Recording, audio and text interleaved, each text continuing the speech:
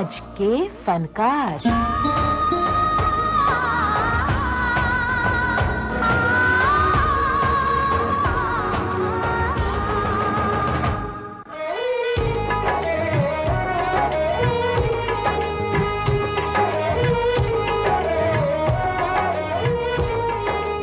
दोस्तों नमस्कार, मैं हूं आपका दोस्त यूनुस खान। सदमा ना पहुंचे कोई मेरे जिस्म जार पर, आहिस्ता फूल डालना मेरे मजार पर। हर चंद खाक में था मगर ता फलक गया, धोखा है आसमान का मेरे गुबार पर। ये थे थॉमस बीच ऑल्टर, जिनका जन्म 22 जून 1950 को मसूरी उत्तर प्रदेश में हुआ था। दरअसल टॉम ऑल्टर एक अमेरिकन क्रिश्चियन मिशनरीज के बेटे थे। बचपन का उनका समय हिमालयन हिल स्टेशन लैंडोर में बीता था।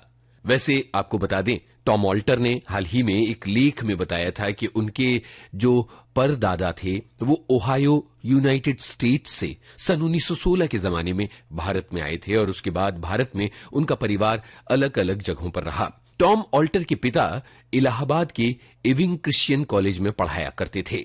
इसके बाद वो सहारनपुर की एक सेमिनरी में पढ़ाने लगे थे। बाद में उनके माता पिता ने राजपुर में एक आश्रम शुरू किया था जिसका नाम था मसीही ध्यान केंद्र। फिर जबलपुर, सहारनपुर, उत्तर प्रदेश के एक छोटे से शहर राजपुर में रहने के बाद देहरादून और फिर वो मसूरी में जाकर बस गए। मैं जल्दी से एक बात बताता हूँ। अमर प्रेम दिल्ली में लगी थी, हम मसूरी में थे उस टाइम। तो मसूरी में फिल्में बहुत बाद में लगती हैं, पहले देहरादून आती है, फिर धीरे धीरे मसूरी आ जाती है। तो हम लोग रात की बस पकड़ के मसूरी से रात का सफर करके दिल्ली गए थे ये फिल्म देखने के लिए, अमर प्रेम। मुझको याद है 3 बजे का शो देखकर फिर थोड़ा सा खाना वाना खा के वापस आकर हमने ये 6 बजे का शो देखा। फिर रात वाली बस से हम वापस आए मसूरी। तो ये अमर प्रेम से इतना हमारा अमर प्रेम था उस टाइम।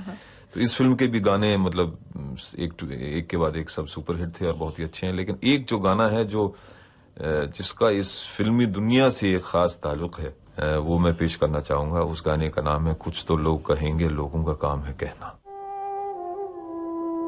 कुछ तो लोग कहेंगे, लोगों का काम है कहना।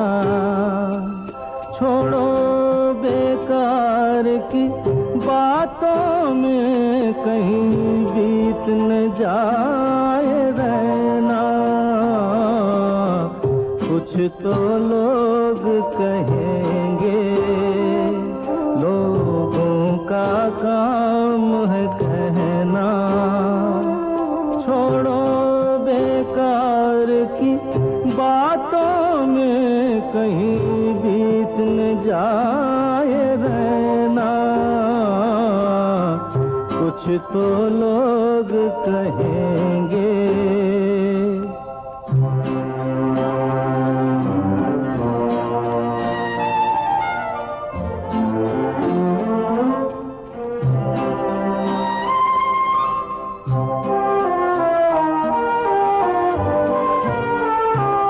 कुछ रीत जगत की ऐसी है, हर एक सुबह की शाम हुई।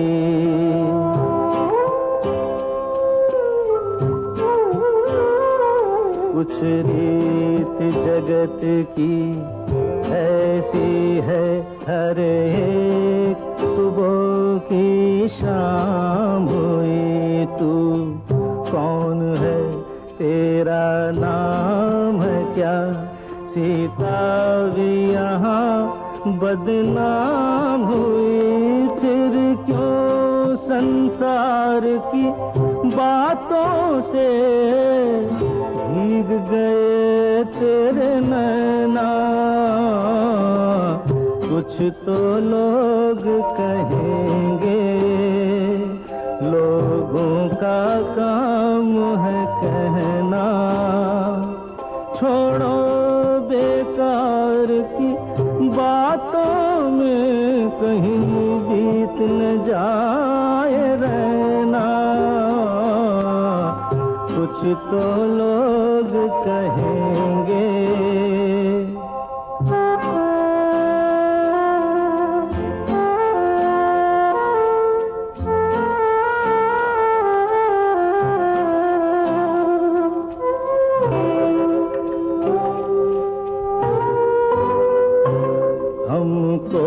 जो ताने देते हैं हम खोए हैं इन रंग रलियों में।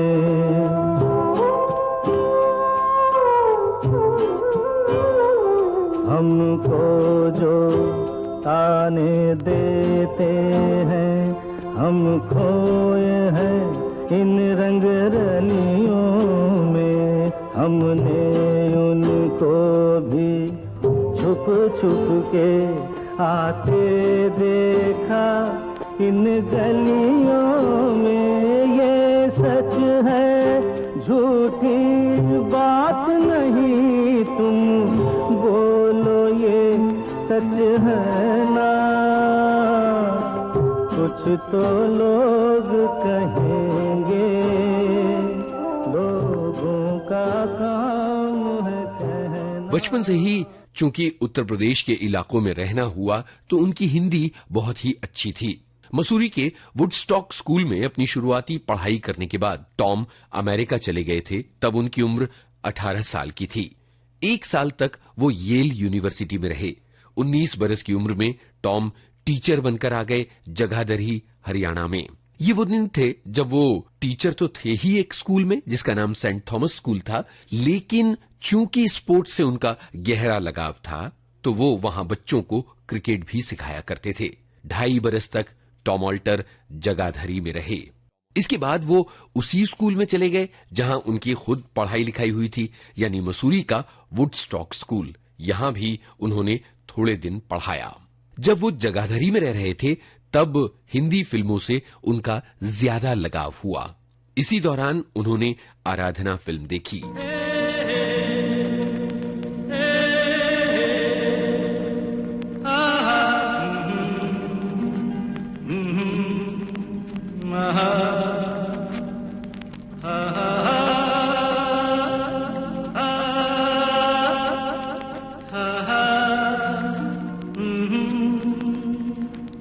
कोरा कागज था ये मन मेरा, लिख लिया नाम इस पे तेरा। सूना आंगन था जीवन मेरा, बस गया प्यार इसमें तेरा।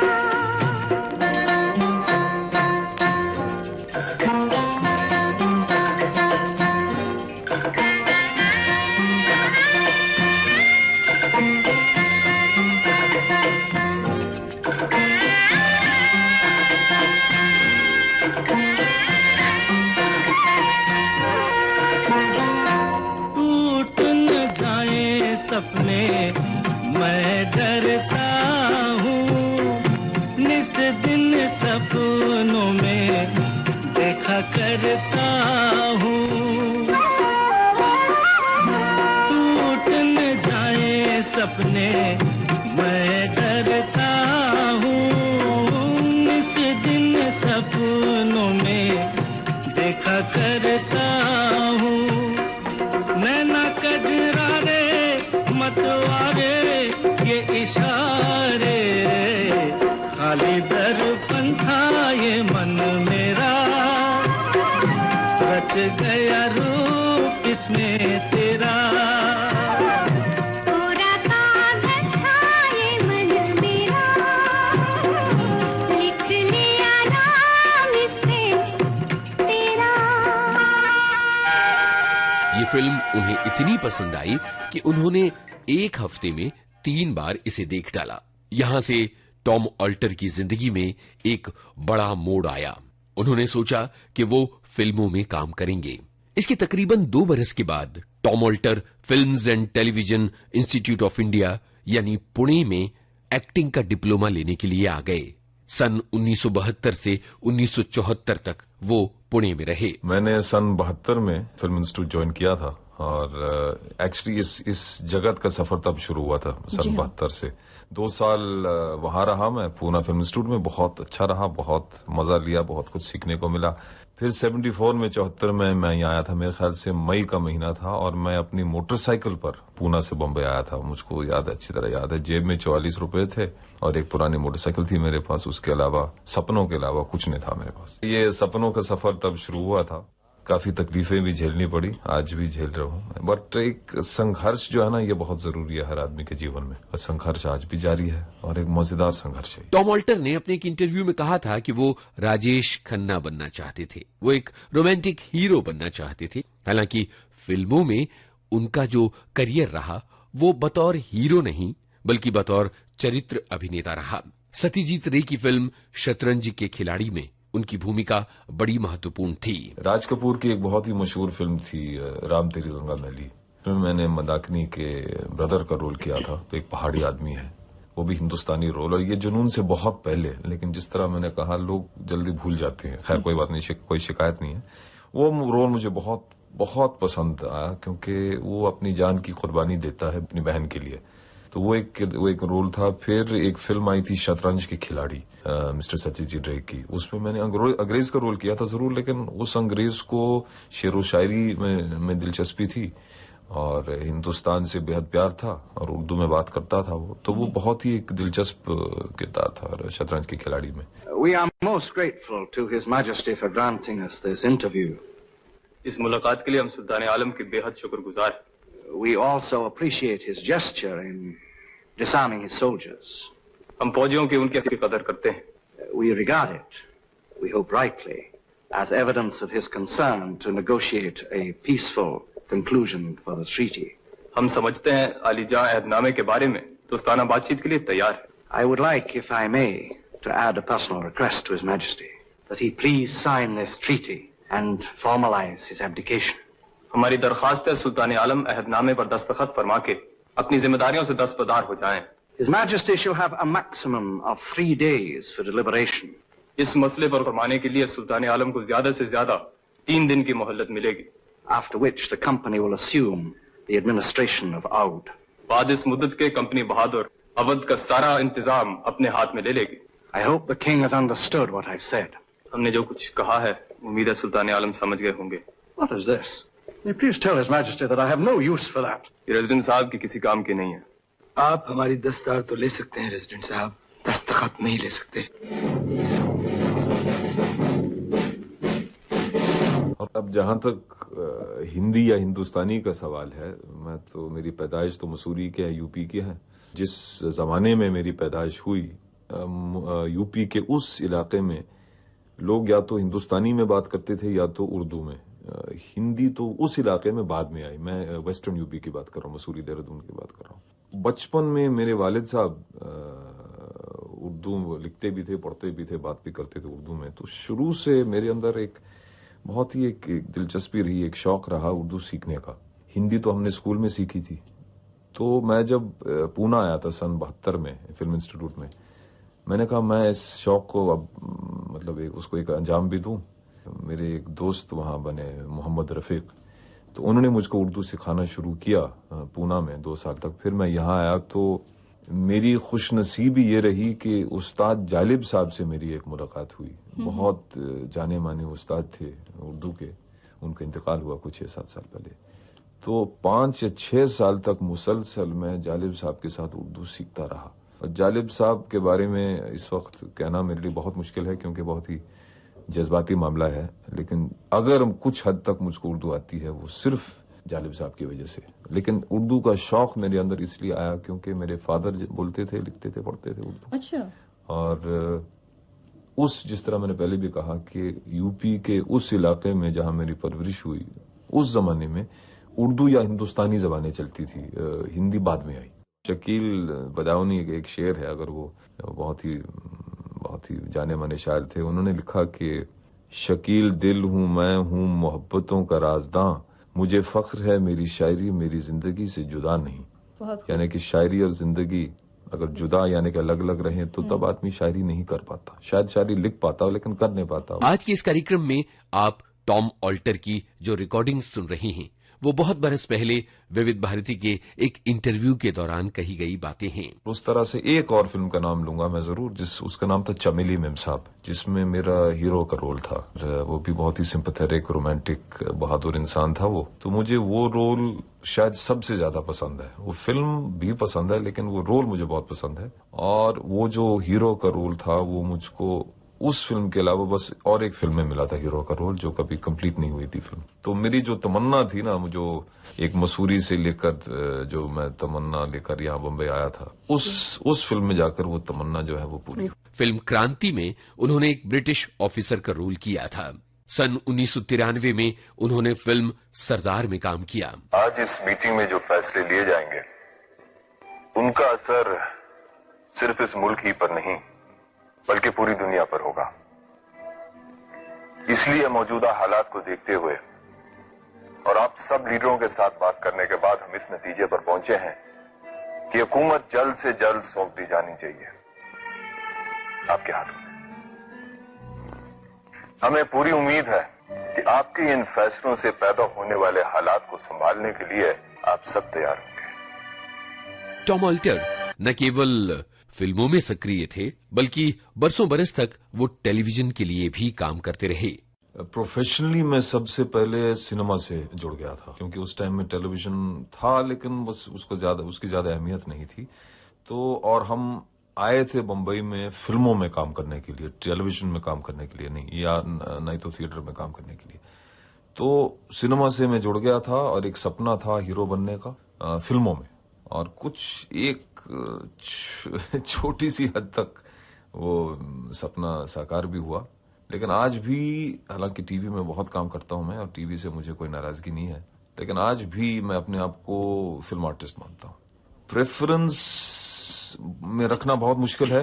प्रोफेशनल तौर पे तो टीवी को मैं ज्यादा पसंद इसलिए करता हूं कि टीवी में एक मुसलसल आपको काम मिलता रहता है, और अगर आपकी सीरियल हिट हो गई तो जिस तरह जुनून हिट हो गया है, 5 या 5.5 साल तक लगातार आप एक ही किरदार को निभा रहे हैं, तो बहुत उसमें मजा आता है।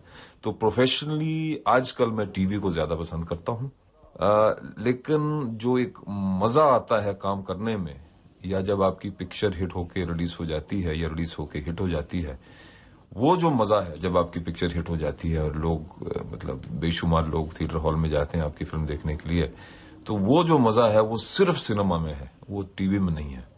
तो उसका एक अलग मजा है फिल्मों का। और जहां तक थिएटर का सवाल है, वो एक नॉन प्रोफेशनल तौर पे मुझे थिएटर बेहद पसंद है, क्योंकि थिएटर में आराम है, फुर्सत है, कोई जल्दी नहीं है, और एक चीज को आप बाकायदा 3-4 महीने तक रिहर्स कर सकते हैं, उसके बाद आप पेश कर सकते हैं, ऑडियंस भी सामने बैठे हैं।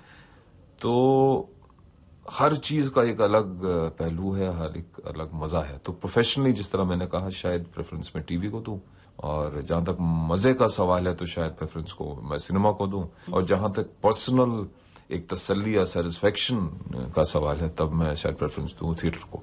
तो आपने उसे अपने ही साये के घटने बढ़ने से परेशान कर दिया। अब और क्या करते हुजूर, क्या है कि वहां से निकलने का रास्ता में और कोई मिल नहीं रहा था, और वो बेचारा इतना परेशान था कि उसके दिमाग में इतनी सी भी बात नहीं आ रही थी कि हम उस लाइट को कभी आगे खिसका रहे थे तो कभी पीछे, जिससे उसका साया कभी बढ़ रहा था तो कभी घट रहा था। आपने कभी अपने साये को घटते बढ़ते देखा है? मैडम, हम दूसरों के सायों को नापते रहते हैं, अपनी फिक्र कहाँ। मिस्टर धनाज, आप इतने खामोश क्यों हो गए? नहीं कुछ नहीं, बस आप ये सोच रहे होंगे कि इस केशव कलसी से पहले आपकी मुलाकात क्यों नहीं हुई, क्योंकि अगर होती तो वो जमीन का टुकड़ा आपके हाथों से नहीं जाता। मेरे दोस्त मुझे प्यार से के कहते हैं, काम का कलसी। आप भी मुझे के कहें तो बहुत मुसर्रफ होगी।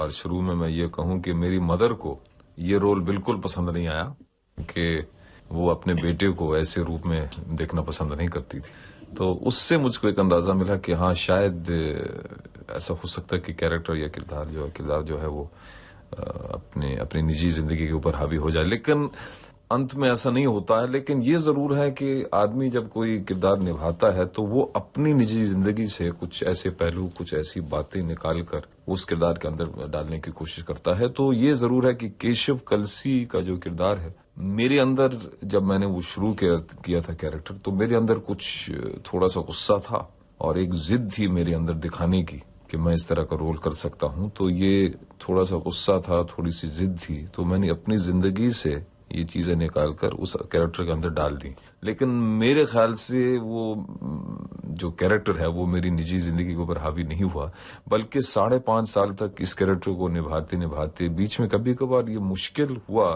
कि उस कैरेक्टर के अंदर वही गुस्सा, वही जिद, उसको बरकरार रखना मुश्किल हो गया था मेरे लिए 5.5 साल तक। तो बीच में एक बार मैंने उसको थोड़ा सा ढीला भी छोड़ दिया था जानबूझकर, और मुझको लगा कि कोई नोट करेगा नहीं, लेकिन 2-3 लोग मेरे पास आए थे पब्लिक में से और उनने बाकायदा मुझको गालियां दी कि ये तुमने क्या किया, अचानक तुमने नरम क्यों बना दिया। तब वापस मुझे अपने आप को बिल्कुल कस के रखना पड़ा। तो बहुत ही दिलचस्प रहा ये सफर केशव कलसी के साथ, और मेरे ख्याल से इस सफर से बहुत कुछ सीखने को मिला मुझको। खेलों से टॉम ऑल्टर का बड़ा गहरा लगाव रहा। जैसे कि हमने आपको बताया, टॉम ऑल्टर जब जगाधरी के एक स्कूल में पढ़ाया करते थे, उन दिनों में बच्चों को वो क्रिकेट भी सिखाया करते थे। अगर आप YouTube पर खोजें तो आपको महान सचिन तेंदुलकर का एक बहुत पुराना, लगभग शुरुआती दौर का इंटरव्यू नजर आएगा। वो टॉम ऑल्टर ने ही लिया था। खेलों से अपने जुड़ाव के बारे में टॉम ने हमें बताया था। एक्चुअली खिलाड़ी बनना चाह रहा था, खासकर क्रिकेट का, तो मैं उतना अच्छा खिलाड़ी नहीं था, तो मैं बन नहीं पाया। स्पोर्ट्स में मतलब शुरू से, बचपन से स्पोर्ट्स में बहुत ज्यादा दिलचस्पी, यूं कहना चाहिए कि एक जुनून सवार रहा मेरे ऊपर स्पोर्ट, आज भी है। स्पोर्ट्स से, स्पोर्ट्स की दुनिया से, खिलाड़ियों से बहुत गहरा है मेरा एक रिश्ता रहा है शुरू से, बचपन से। क्रिकेट के साथ धीरे धीरे जो है मेरा रिश्ता और गहरा होता जा रहा है। और लेकिन स्कूल में ऐसा कोई खेल, ऐसा कोई स्पोर्ट था ही नहीं जिसमें मैंने हिस्सा नहीं लिया, स्कूल और कॉलेज में दोनों। और एक डिस्ट्रिक्ट लेवल तक मैंने बास्केटबॉल में भी हिस्सा लिया। तो basketball, cricket, tennis, badminton, cross country, इन सारे जो खेल हैं इन सब में मैंने हिस्सा लिया। आजकल मैं खेलता हूँ क्रिकेट और थोड़ी बहुत रनिंग भी करता हूँ।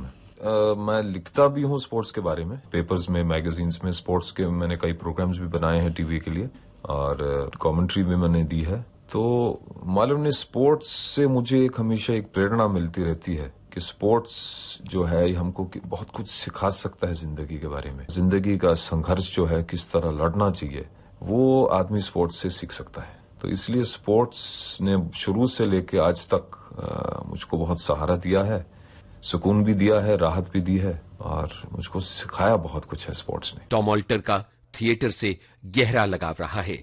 इस बारे में उन्होंने बताया, थिएटर में इसलिए मैं करता हूँ, ज्यादातर पैसे के लिए तो मैं करता नहीं हूँ थिएटर।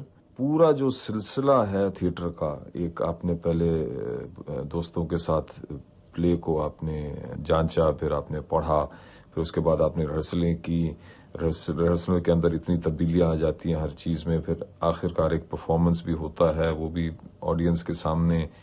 तो एक लंबा एक सफर है ये थिएटर का। तो मुझे वो सफर बेहद पसंद है। वो सफर आपको थिएटर, इसमें सिनेमा और टीवी में नहीं मिलता है। तो वो मुझे बहुत पसंद है। लोगों के साथ दोस्ती कायम करना, नए रिश्ते पैदा हो जाते हैं रिहर्सल करते करते, परफॉर्मेंस, और हर परफॉर्मेंस में कुछ नए रंग आ जाते हैं। तो ये मजा है थिएटर का कि आपको फुर्सत मिलती है, एक टाइम मिलता है आपको, एक अरसा पूरा आपको मिल जाता है। मैंने मेरे ख्याल से 15-20 प्लेस किए हैं बॉम्बे में आके। एक प्ले है जो मैं अपने 2 बहुत ही अजीज दोस्तों के साथ किया करता था, नसीरुद्दीन शाह और बेंजामिन गिलानी के साथ। उस प्ले का नाम है वेटिंग फॉर गॉडो। इंग्लिश का प्ले है, बहुत ही कठिन प्ले है समझने के लिए भी और समझाने के लिए भी, लेकिन हम लोगों ने कम से कम 50-60 उसके शोज किए हैं, और वो प्ले मुझको बेहद पसंद है, वेटिंग फॉर गॉडो। संगीत में अपनी दिलचस्पी के बारे में टॉम ऑल्टर ने विविध भारती को अपने एक इंटरव्यू में ये बात बताई थी। क्लासिकल संगीत से कोई खास मेरा रिश्ता नहीं रहा है, ना तो हिंदुस्तानी क्लासिकल, ना तो इंग्लिश क्लासिकल। लेकिन हाँ, पुराने, अब तो खैर पुराने हैं, उस टाइम तो नए थे हमारे लिए, पुराने फिल्मी गीत मुझे बेहद पसंद है।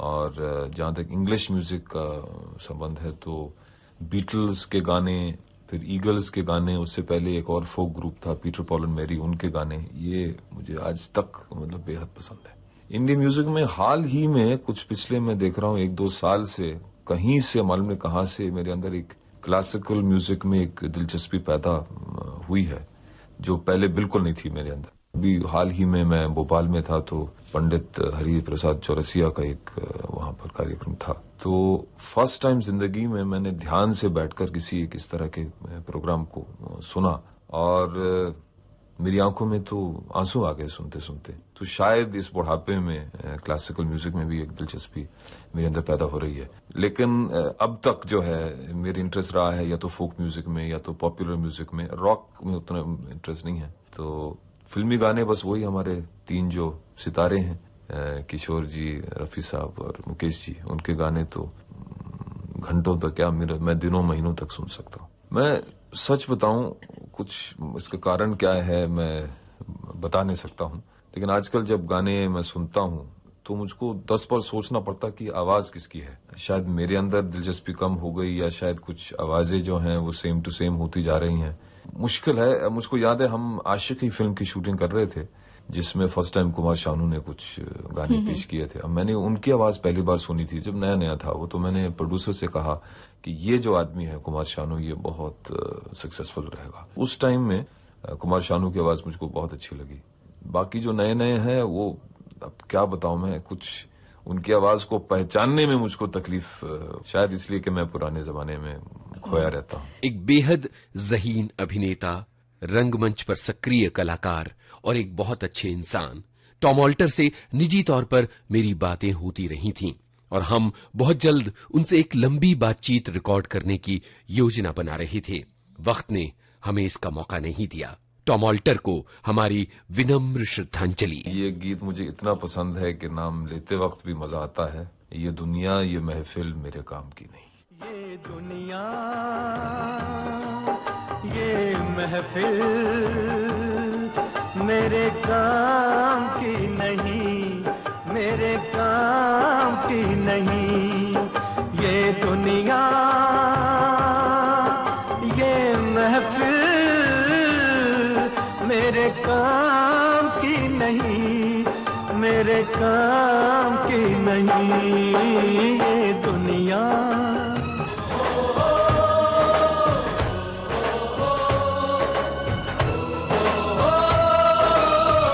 आज के फनकार।